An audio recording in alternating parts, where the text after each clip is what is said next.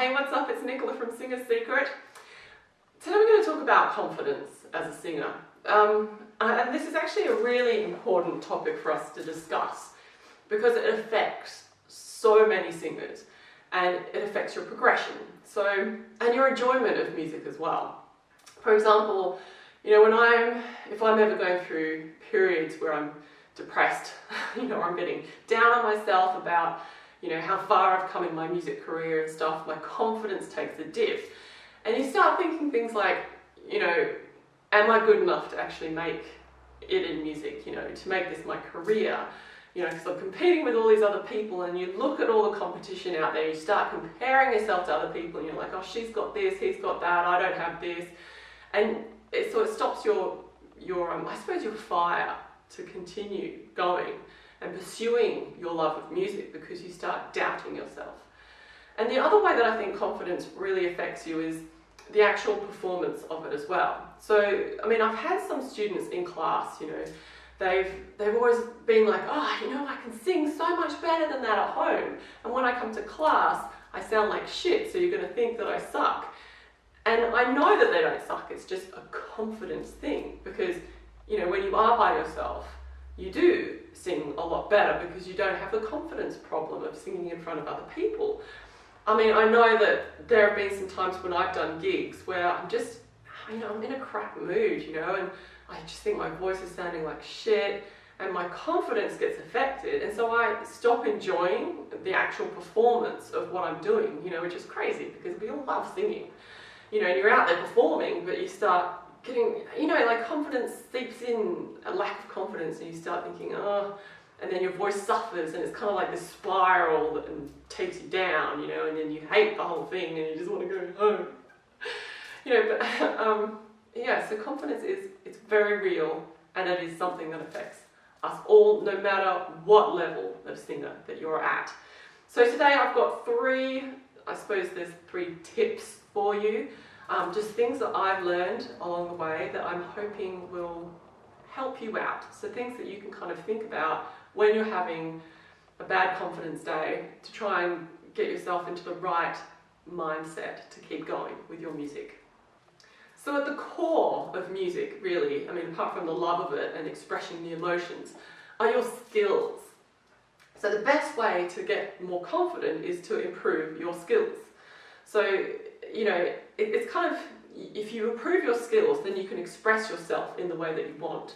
It's like if you're learning piano and you want to start jamming with other musicians, if you practice and then you get some backing tapes that have got other musicians on and you practice jamming along with them, by the time you get into the real situation, you're not going to be packing it, you're going to be enjoying yourself because you've actually got the skills to contribute. So it's the same thing with your singing. If you want to sing bigger belt notes, then work on that section of your voice specifically until you get those belt notes. If you kind of my voice is really weak and shit, work on it, improve your skills and get yourself to a level where you are getting better and you're improving. You can hear the improvement in your voice. Now, we're never going to go from 0 to 100, zero experience to an amazing singer straight away. It's a journey. And we're constantly on this journey. No matter how long you've been doing music, you are always on the journey. So it's not a destination, it's a journey. And you're going to have milestones along the way. But I think that as long as you're hearing the improvement in your voice because you are taking the time to work on your skills, that is really going to help with your confidence because you can hear the improvement every time you bring your music to someone else, to another audience, you sing in public. The second thing I would say is you've actually really got to be comfortable with who you are and the type of music that you're doing. So I used to get really pissed off with myself because my voice, it's very warm and it doesn't really have any cut-through edge. And I've always loved Aretha Franklin. Who doesn't? She's freaking amazing. And I used to get really pissed off that I couldn't do these amazing, clear belt sounds like she could. And I was like, my voice sucks. It's just not one of these popular voices. Belting's always in, everyone that people love and the crowds go wild are for belter singers and stuff like that. So I used to kind of want something that I didn't have. So to combat this, I worked on my skills I worked on my belting specifically to kind of get it to a point where I'm like, yeah, I can belt now, you know. I might not still sound like Aretha Franklin because that's not the most beautiful part of my voice, but I can hold my own when it comes to belting. But the thing that really changed for me was that I was like, okay, that is the most beautiful part of their voices, you know, these pop singers that can belt and stuff like Christina Aguilera or whatever. The most beautiful part of my voice are these moody low tones that I can create. You know, if I'm singing bossa novas or soft bossa novas or soft kind of moody jazz, I create this atmosphere that people love. You know, so it's really a great voice for, like, I've done a lot of, you know, restaurant gigs or sort of evening time kind of pub gigs and stuff like that, and people will just sit there and they will listen. Like, they won't even talk, they'll just listen because you're creating that emotion with your voice. That I'm kind of happy producing that type of music. That is my bag. That is what I'm really good at. That's what my voice sounds the best at. It's music that I really like. And when you kind of own it, you know, you're like, you know, it doesn't matter what kind of music that you do either. Like, you might like punk. You know, I don't think there are many people on this channel which focuses on jazz and blues that like punk, but if you do, that's okay. You just got to own it, you know, and not kind of be looking at what everybody else is doing, and just kind of own your style of music and what you do. And that really does help with your confidence. It really does. Like, you don't have to be an uber versatile singer. You just have to be able to do your thing really, really well. And the third thing about confidence is when you're performing on stage. I think that's when a lot of people have the confidence issues, or you're singing in front of other people. I used to stuff up so much when I first started performing because of confidence.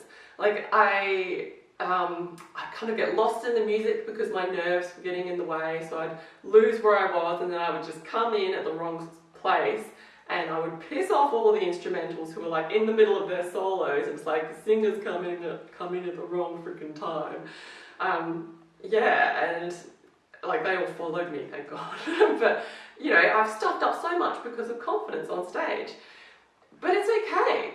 You know, especially if you just start performing in your local area. That's why it's best to sort of perform locally and develop your skills, again, skills of performing on stage. And you get better. And it's okay to give yourself this time to suck, because you suck once and then you might suck a little bit less the next time, and then a little bit less the next time. And after a while, you know, your confidence on stage does build.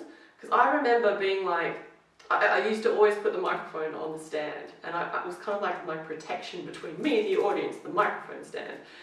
And then my sister was like, you know what, as your music gets more upbeat, because I was kind of transitioning from really moody jazz into kind of more the trip-hoppy, poppy kind of jazz that I do now. And she was like, it's so cool when you take the microphone off the stand and then you kind of start wandering around. But it took me like a good couple of years to actually get there. And now I'm like, I don't want to stand, just give me the microphone. And I'm like, you know, I love it. I love performing. I get such a buzz from it. I feel so free when I'm up there performing, you know. It's like the best feeling ever. I still get nerves the morning of, but I don't have any confidence problems up on stage anymore. I just love it. But it took time to get there. It took time and it took practice.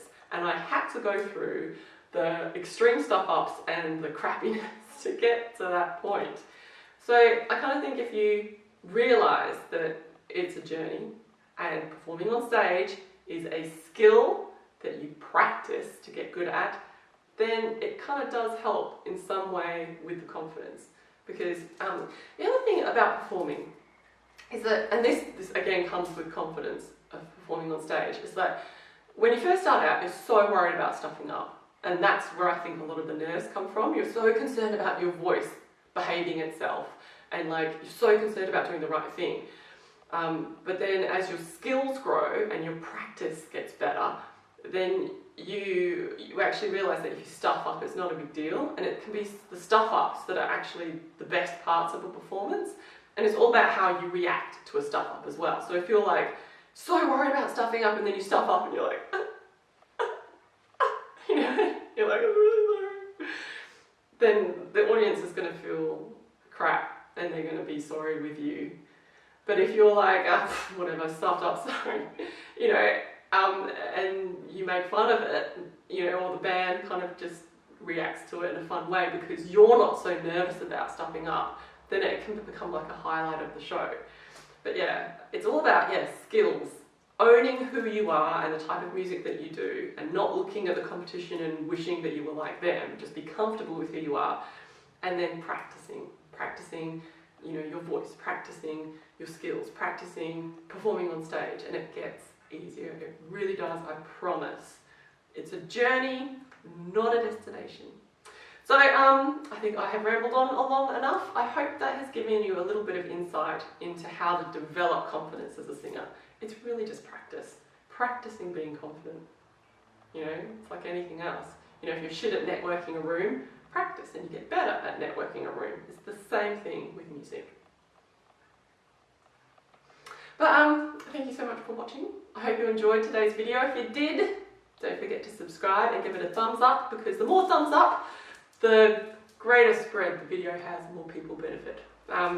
If you want some free vocal warm-ups, I don't know what I'm on today. If you want some free vocal warm-ups, head on down to singersecret.com and you can grab them there. I will also put a link to my Patreon channel, which is new and special and excellent, where you can get extra tutorials and inside information into what it's like being a professional musician and artist. I will link that below. Otherwise, have a fantastic week. Practice, practice, practice. Literally, get a microphone and sit in front of a mirror and practice being awesome. And you'll get better. I'll see you in a couple of weeks.